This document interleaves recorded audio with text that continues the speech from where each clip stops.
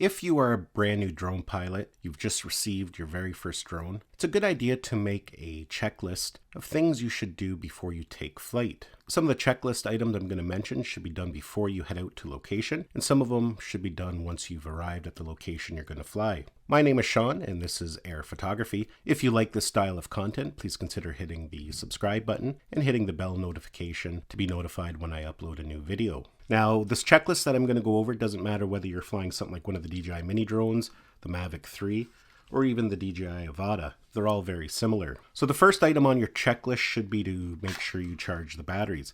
It seems like a very simple thing, but as humans, sometimes we're forgetful. If you have spares, make sure you have all your spares charged up, and don't forget the one that's already pre-installed in the drone. The next thing on your checklist is to inspect the aircraft for any kind of damage. Sometimes you can get stress cracks in the body or in the arms, so you just want to give it a good visual inspection just to make sure there's no damage. The third item on the checklist is very similar, but that is checking your props. These props can get pretty beat up over time. Sometimes you clip little trees and leaves that you don't even know, and you can get little notches and cracks in the propellers. You always want to make sure your propellers are in good condition. After all, that's what keeps the drone in the air. They're fairly inexpensive to replace, so it's not something you want to skimp out on. Now, the fourth thing to check before you leave is make sure you have your memory card installed. Again, a very minor thing, but it has happened to me on several occasions. I've taken the memory card out to upload to a computer and forget to put it back in. Now, on top of that, you also want to make sure that there's enough space on the memory card.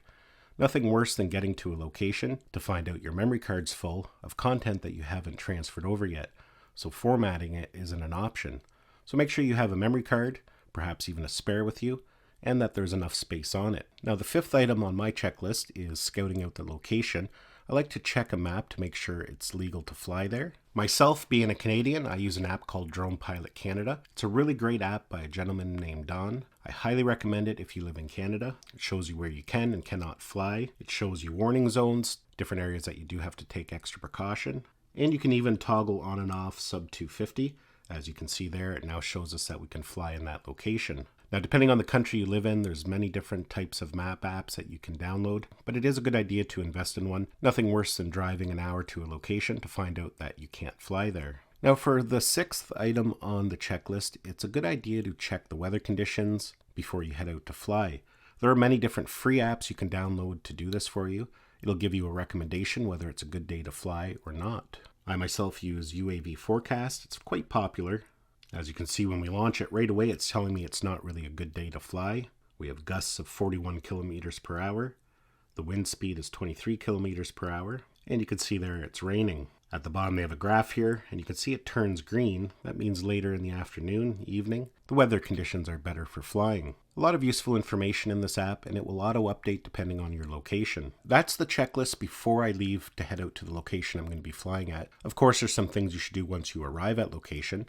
The first being is doing a quick survey of the area. It's a good idea to get a good layout of the land before you take off. Check for things like obstacles, trees, buildings, see how many people are in the area. A lot of good things to know before you put the drone up. Most importantly, look for hydro wires. Those can be very difficult to see in the drone FPV window. The next on the list is to power on the drone and double check to make sure all your safety settings are set correctly. With the DJI Fly app, you can click on the flight status. It's quick access to any error messages that might be there. For example, if you need to calibrate the drone. You can adjust your return to home altitude, set your flight distance. It's a good idea to check that to make sure everything is in order.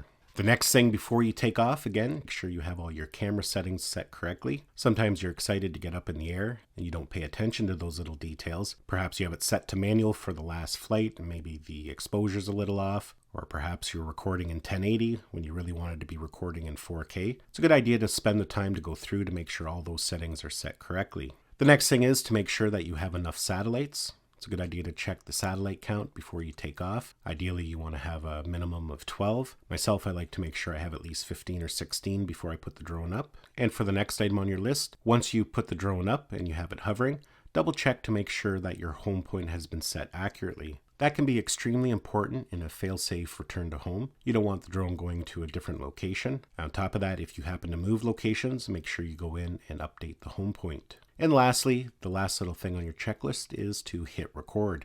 I know, again, that sounds like a little thing, but I don't know how many times I think I'm capturing video, only to find out I forgot to hit the record button. So definitely that's something to pay close attention to. So that's basically my pre-flight checklist before I go out and fly. Now, as a bonus checklist, this is something that a lot of people forget. Before you put the drone up, double check to make sure that the lens is clean.